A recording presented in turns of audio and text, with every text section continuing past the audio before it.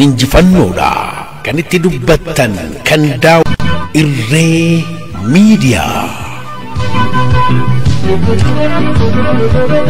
Irree miidiyaan humna ninjifannoodha kan itti dubbattan kan daawwattan YouTube irratti subscribe godha daawwadha like godha waliifis dabarsuudhaan share waliif godha.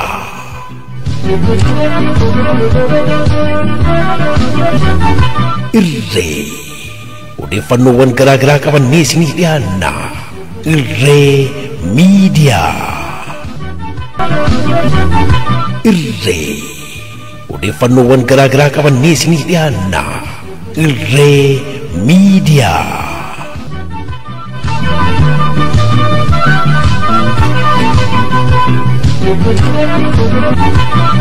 Irree miidiyaa. Irree miidiyaan humna ninjifannoodha kan itti dubbattan kan daawwattan YouTube irratti subscribe godha daawwadha like godha waliifis dabarsuudhaan share waliif godha.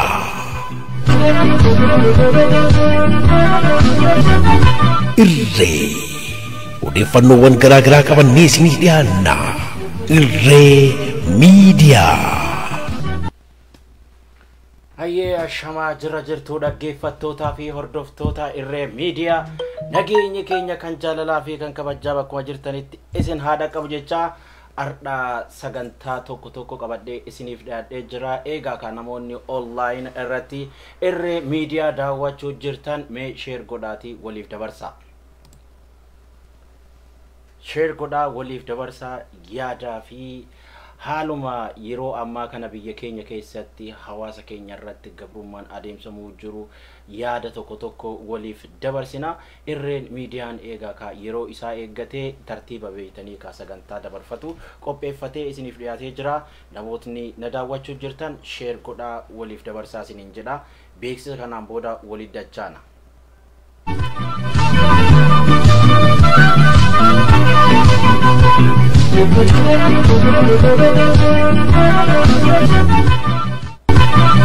Irree miidiyaa. Irree miidiyaan humna ninjifannoodha kan itti dubbattan kan daawwattan YouTube irratti subscribe godha daawwadha like godha waliifis dabarsaa. Ayyee ni gaya Irreen miidiyaan beeksisa hanga tokko namootni Oromoodha uummanni Oromoodha akka daawwatan akka waliif dabarsanii hunda wal qaqqabsiisan beeksisa hanga tokkorra hojjetamee kan dhiyaateedha. Eegaa ka yeroo ammaa kana wanni nu qabatee jiru gabrummaadha. Gabrummaa mootummaan biltsiginnaadha hawaasa keenya irratti dhiibbaa adda addaa geessisaa jiru kana gama danda'amuun hundi keenya diinatti dhagaa darbachuun dirqama waan ta'eef sagantaa Irree miidiyaa irratti ani obboleessi keessan yookiin ammoo ilmi keessan murteessaa hajjii sagantaalee tokko hanga danda'e qabadhee isiniif dhiyaadha jechuudha. Eegaa ka share gootanii hedduu akka na hordof hedduun akka kubana qabaatu waliif akka dabarsitan abdii isinirraa qaba jechuudha.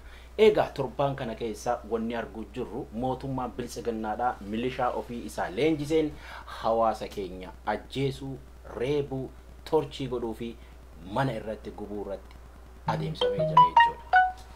Mootummaan kuni eegaa erga dhiiga ilmaan Oromootiin ajjeechaa waggaa 27 guutuu uummata Oromoo irratti raawwatamaa tureen gama masaraa seenee jira jechuudha. Erga masaraa seenee guyyaa tokko yaadaa fi ilaalcha uummata Oromoo qabaatee hin beeku. Gaafiin uummata Oromoo garuu biyya keenya irratti abbaa ta'u, biyya keenya irratti ofii of bulchuu tartiiba gaafilee kanniini waggaa 27 guutuu irra qabsaa'aa ga'e jechuudha. Mootummaan kun garuu gaafii san osoo beeku gaafii uummanni Oromoo kaase osoo quba qabu dhiiga ilmaan Oromootiin kaleessa masaraa mootummaa seenee yaboo ilmaan Oromootiif dhiiga ilmaan Oromoo dagatee arda ofii isaatii garagalee Oromoo ajjeesuu jira jechuudha. Kanaaf hawaasni keenya amma wanni godhuu qabu. Wanni nu beekuu qabnu guutumaan guututti mootummaa kana irratti qabsoofne akkuma mootummaa wayyaaneedha harka duwwaa jala dhaabbannee mirga keenya of kabachiif mootummaa biltsiginnaa ka Abiy Ahmediin hoogganamu Oromiyaa keessaa kaasuudha dirqamni keenya. Guutuu Oromiyaa keessatti wanni argu jirruuf wanni adeemsifamuu jiru mana gubuudha, nama ajjeesuudha, dalagaan biltsiginnaa. Bara mootummaan wayyaaneedhaa biyya bulchitu manni Oromoo tokkollee hin gubanne. Yoo qaban ilma Oromoo qabanii hidhanii ajjeesan malee. Garuu ammoo mana gubanii hin beekan. Mootummaan kun garuu erga dhufe mana gubuu, qabeenya mancaasuu, dabballeen isaatii fi hidhataan isaa ummata keenya irratti rakkoo fi darar adda addaa geessisaa jira jechuudha. Kanaafuu hawaasni keenya ka godhuu qabu hanga danda'ameen tokko taanee harka ol qabannee mootummaa kana gama danda'amutti osoo gadi dhaabbatee hiddan dhaabbatiin osoo gadi dhaabbatee hidda isaa gadi jabeeffatee ummata Oromoo tokko tokkoon osoo hin fixin ammuma kana irraa itti beeyne hayyoota teenya jala hooggantoota paartilee siyaasaa jala deemnee mootummaa kana ofirraa dhoogguun dirqama ta'a jechuudha. Dirqama ta'a jechuudha. Ilmaan Oromoodhaa Wallagga keessatti, Harargee keessatti, Arsii keessatti, Gujii fi Boorana keessatti gochi mootummaan qaamota leenjiseen ummata irratti raawwachuu jiru kun waan baroota beeytanii ka sirna darban keessatti Oromoon hin salphanne mootummaan kun Oromoo salphisaa jira jechuudha yeroo ammaa kana. Hayyoota Oromoo gama toora social media irratti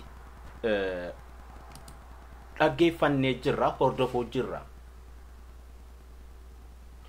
Mootummaan kun ilaalcha tarsimoo sirna Minilikiitii fi Haayile Sillaasee biyya keessatti hiddaan gadi dhaabuuf ardha hojjechuu jira jedhan. Biltsiginnaa keessa namni Oromoo kabarateef beekaan tokkollee hin jiru. Yoo jiraate naa baasuu dandeeyyitu. Ka Oromoof quuqama qabu, ka Oromoof ni hojjedha jedhe yeroon of jalaa geggeessaa jechuudha. Yeroon of jalaa oofaa jechuudha.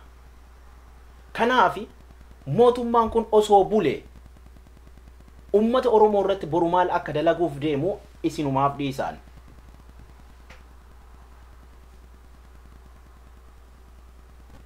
Ummata keenya ummata harka qalleeyyiidha, ummata dhaqee aangoo isa harkatti qabuu hin dandeenye yeroo mana ummata keenyaa gubuu fi barbadeessu qabeenya yeroo mancaasu argina. Biltsiginnaan duras akkaataan itti ijaaramteef akkaataan itti dhaabbatte seera qabeessaallee miti. Korri sabaa taa'ee biltsiginnaan kun hin hundeeffamne. Dhaaba seera qabeessaati miti jechuu barbaadeetan. Osoo dhaaba seera qabeessa kan ta'u osoo taate korri sabaa waamamee korri sabaa irratti hojjetee irratti dubbatee hawaasnis irratti mari'atee ODP'n guutumaan guutuu jiddee biltsiginnaan silaa humna ummataatiin dhaabbataa ture. Sun garuu hin godhamne. Sun garuu hin dalagamne. Kanaaf mootummaa beeytanii kaa humnaan dhaabbate humnaan of ijaare tarsimoo sirna diimokiraasiidhaa biyya san keessatti beeytanii ilmaan Oromoodhaa kan dhiigni ilmaan Oromoo dhangala'e bulchiinsa gaarii barbaanna jedhee Oromoon mana tokko keessaa yeroo 2-3 du'u.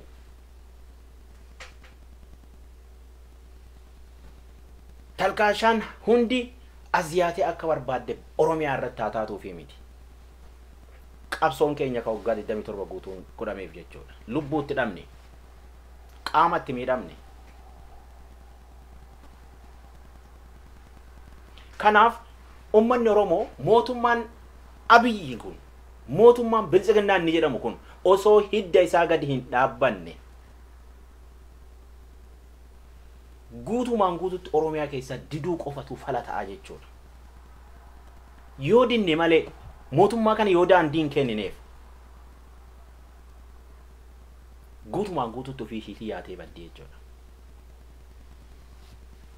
Waa'een muudamuu Dr. Hangaasaa jedhamu maal jedhanne Hangaasaa Ibrahim jedhamu kanarratti wanni ani isiniif himuu barbaadu wanni ani ergaa koo dabarfachuu barbaadu irree akka ergama irree miidiyaatirraa Hangaasaan Ibrahim nama qubee afaan Oromoo sirriitti tartiibaan barreessee hin beeynedha.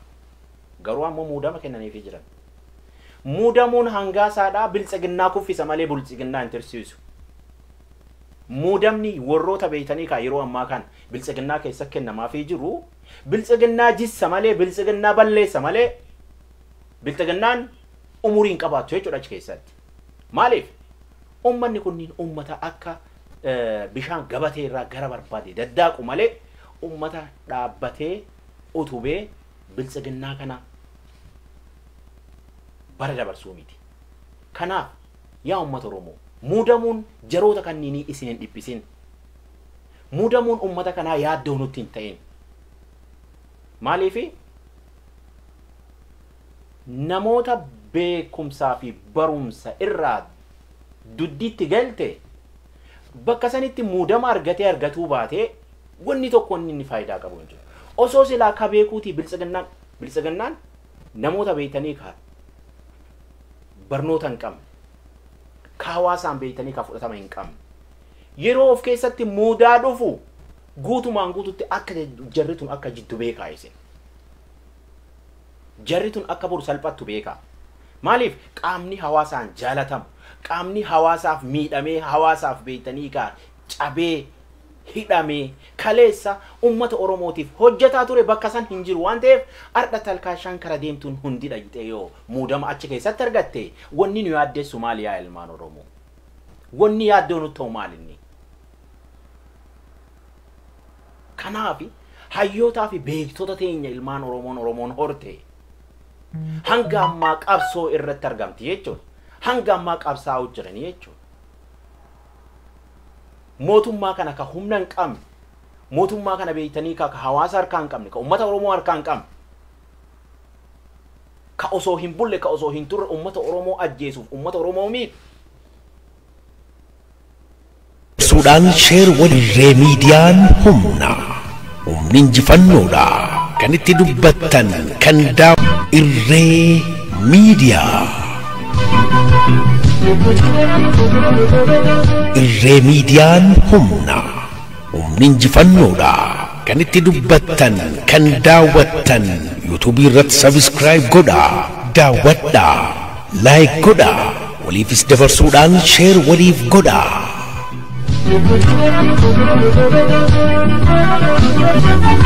Irree odeeffannoowwan garaa garaa qabannee isinii dhiyaanna. Irree miidiyaa. Irree odeeffannoowwan garaa garaa qabannee isinii dhiyaanna. Irree miidiyaa.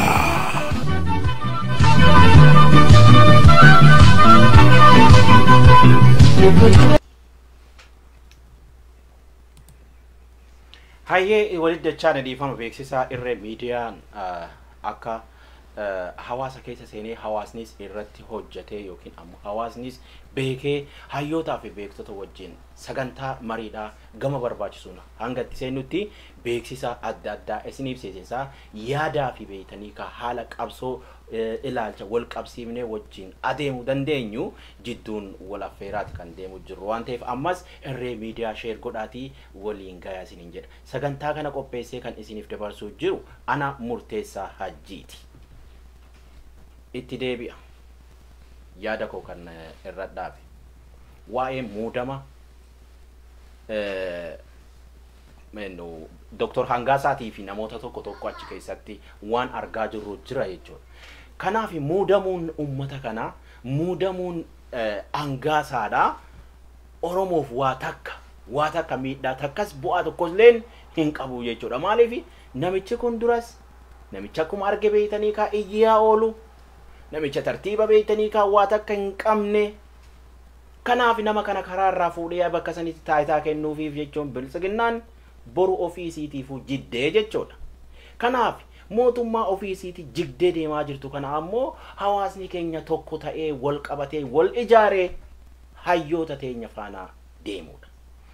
Gama haala filannoo biyyoolessaa yoo deemnee jenne filannoon itti gaafatamummaan filannoodhaa mana federeeshinaati yookiin ammoo silaaf paarlamaaf ture malee mootummaan biltsiginnaadhaa kan biyya bulchuu jiru gama filannootiin waa takka wanni inni irraa mirga qabu hin jiru jechuudha. Maaliif filannoo boordiin paartilee siyaasaatiif illee paartii biyya bulchaa turuuf illee wal qixa jechuudha. Filannoon boordiin biyyoolessaa mootummaa biyya ka bulchuuf illee paartii biyya bulchuuf illee paartiilee siyaasaatiif illee wal qixa jechuudha. Waa tokko wanni inni wannaa qabu hin jiru. Wanni adiloo inni hojjetu hin jiru. Garuu ammoo mootummaan biltsiginnaa kan hoogganu Abiyyi Ahimad waggaa 27 guutuu bakka inni ture eessatti akka guddate ni beeyna. Mallasaa ala guddate. Kanaaf filannoo silaa inni dimokiraatawaa ni godhamu hin godhu waan jedhu irratti uummata keenyaaf yeroo baay'ee gaafii ta'ee jira. Yeroo baay'ee gaafii ta'ee mul'atee jira jechuudha. Nu kalees yeroo wanni kunniin dalagamu wanni kunniin yeroo hojjetamu haa ta'uuti jenneeti malee filannoon guutumaan guutuutti biyya keessatti akka dimokiraatawaa hin taane jalqabuma dubbannee jirra nuti. Kanaaf hawaasni keenya illee kana beekuu qaba. Hawaasni keenyas kana beekuu qaba jechuudha. Dhukkubni koronaadhaa akka waliigala addunyaatitti biyya keessas haa ta'u biyyoota alaa irratti rakkoo adda addaa geessisuu jira dhugaadha kan ni beeynu. Haa ta'u garuu ammoo hanga danda'ameen filannoo san dimokiraatawaa godhamee haala beektanii ka filannoon ittiin filatamu sila wal danda'anii distaansii sila akka hayyootni doktoroonni idila addunyaattiin jechuu jiran sanitti sila osoo adeemsifanii filannoon ni xumuramaa jechuudha. Garuu ammoo gurbaan duras taanaan diktaateraa irras ammoo diktaaterummaa isaa mul'ifachuuf jecha filannoo dabarsee waggoottan itti aanuuf akka barbaadetti Oromoo hidhaa akka barbaadetti Oromoo ajjeesaa akka barbaadetti Oromoo mana itti gubaa biyya bulchuu barbaadaa jechuudha. Kanaaf filannoo boordiin guutumaan guututti karaa irraa dabee biltsiginnaa jala galee jira jechuudha. Biltsiginnaa jala galee jechuudha. Biltsiginnaan namoota isaaf ajajamu namoota isaaf tole jedhu fuudhee bakka san kaa'ate malee lakki filannoo boordiin akka filannoo boordiititti hundaafuu qixa waan ta'eef nuti hundaa ija tokkoon laallee silaa filannoon sirna dimokiraasiidha yookiin ammoo dimokiraatawaa ta'ee biyya keessa silaa xumuramaa ture. Itti gaafatamummaan filannoo boordii biltsiginnaa waan ta'eef biltsiginnaatu bakka san kaa'ate waan ta'eef yeroon dantaatti qabaatee uummata biyyattii saniif sirna bilisa ta'een yeroo itti hojjetu hin qabu jechuudha. Kanaafuu uummata keenya filannoo san hin eeggatina. Abdii irraa muradhaa. Namichi akkanattuu akka inni itti dhufe akka nugusaatiin dhufe. Manaa malleen nugusummaan haatilleen nugusa taataan itti himaa akkasii guddate. Irraa tamaayyaa ammoo waggaa 27 guutuu sirna mallasaa wajjiin beeytanii kaa osoo Oromoo torchi goosisuu osoo Oromoo basaasuu as ga'e waan ta'eef Oromoon nama kanarraa akkamitti filannoo adeemsisee gama beeytanii kaa seera qabeessaan biyyattii ceesise jennee irraa eegna nuti. Kanaaf wanni akkanaa kunilleen akka hunda keenyaafuu ifa ta'ee ummanni keenya tokkummaa isaa bakka hundattuu jabeeffateetan mootummaa kanarratti akka dammaqu waliigalatti gama danda'ameen didaa adeemuun dirqama jechuudha. Ummanni Oromoo ka diiyaasporaalleen biyyoota adda addaa keessa jiraatu gama imbaasiitiinis haa ta'u gama mootummoota addunyaattiin rakkoon biyya keessatti uummata keenya irratti adeemsamuu jiru ragaa qabatamaa akka jiru jira. Yeroon beeytanii kaa yeroon teekinooloojiiti waan ta'eef yeroo beeytanii kaa wanni hundinuu mul'atu waan ta'eef badii fi gochoota mootummaan biyyattii sanii hawaasa keenya irra raawwachuu jiru guutumaan guututti irratti hojjanneetin mootummaa addunyaatiif dabarsuu yookiin ammoo iyyachuu jechuudha. Iyyannu malee eenyullee waan nuuf hin godhu. Durallee osoo iyyannu as geenye, osoo iyyannu, osoo ajjeefamnu, osoo torchi godhamnu as geenye, haa ta'u garuu ammoo mootummaa wayyaaneedhaaf bakka san irraa kaafnee jira. Kun galata dhabee deebi'ee Oromoo gabroomsuuf haa yaadu malee kaleessa qabsoon Oromoon goote jijjiirama hanga tokko fidee jira. Oromoon paaworii qabu mul'ifatee jira. Kanaaf hawaasni keenya sirna bulchiinsa nafxanyaa kaburu as nuti deemuuf ta'u kana guutumaan guututti ofirraa dhoogginee Oromiyaa bilisoomteef Oromoo walaba taate ka ilma isaatiin beeytee ka hoogganam nu kaleessalleen gaafiin keenya gaafii akkanaati Oromoonis ka barbaadu gaafii kan deebiin kun akka deebifamee Oromiyaan ilmaan isaatiin akka hoogganamtu malee ka waggaa 27 guutuu ilmaan Oromoo soo cafaqoo ilmaan Oromoo soo basaasoo har'a beeytanii ka dhiiga ilmaan Oromootiin masaraa mootummaa seenee deebi'ee ilmaan Oromoo gadidhaa yoo ka jedhu yoo jiraate qeerroon qarreen ummanni Oromoo ofitti dhiisu jechuudha. Kanaaf sirni Minilikis darbee jira. Sirni Haile Sillaasees darbee jira. Yoo ilaalcha akkasii qabatee ka deemu yoo taate ummanni Oromoo ganamaa galgala dammaqinaan hojjetaa jechuudha. Qabsoon teenya ammoo jabaattee guutumaan guututti dammaqinaan akka guutuu Oromiyaa keessatti wal taanee tokko taanee akka hojjannuudha ergaan koo waan ta'eef waa'ee madhimma beektanii ka muudamuu talkaashota kara deemtuu hunda bilsaginnaan fuutee taayitaatti kennitaniif ummanni keenya dhiphachuu hin qabu. Yaaddoo isinitti ta'uu hin qabu. Nuufuu toleehu yeroo akkasii kana nuufuu tole. Maaliif kunniin ummata beektanii ka tartiiba beektaniitti barreessee waan tokko ittiin hojjetu hin qabu yoo beektanii ka toora miidiyaa kanarraa hayyootaa fi beektota Oromoo yoo arrabsu yoo taate malee. Kana tolchinee beennanu. Kanaaf hawaasni keenya guutumaan guututti dhimma kana dammaqinaan irratti hojjete sirna Minilikiitiif sirna Haile Sillaaseedha Oromoo irratti adeemsifama jedhamee yoo kan yaadamu yoo taate hawaasni keenya hin fudhatu ammas hin fudhatu buruus hin fudhatu waan ta'eef irree miidiyaan yeroodhaa gara yerootti tartiiba beektanii ka hawaasa keenya keessatti rakkoo hawaasa keenya keessa jiru gammachuus walitti qabnu yeroodhaa gara yerootti itti hojjechuuf dirqama qaba waan ta'eef ummanni keenya irree miidiyaa sheer gootanii Oromoon hunduu akka hordofu akka dhaggeeffatu waliif dabarsaa isiniin jedha. Qophii kana qopheessee kan isiniif dhiyeesse ana Murteessaa Hajjiiti. Egaa turtii gaarii sagantaa birootiin hanga walitti dachaanutti nagaatti isiniin jedha. Irree Miidiyaa. Irree Miidiyaan humna injifannoodha.